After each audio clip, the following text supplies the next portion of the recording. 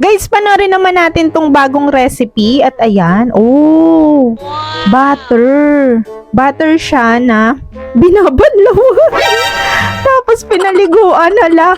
Talaga ba? Talaga ba kailangan yung butter? Eh, hinuhugasan. Ganyan, sayang. Di ba nagme-melt yan?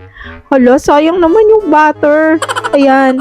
So, nung pagkatapos niyang paliguan, banlawan, nilagay siya sa parang hulmahan ba yan? And then, isinalin sa bowl. Oh, babasa-basa pa yung butter. Ba't kasi binasa? Hindi naman hinugasan yun, di ba? Hindi ko alam baka kayo nahugasan yun.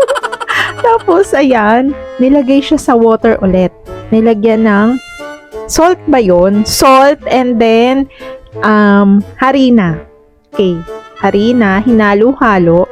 At ayan, para siyang naging mashed potato.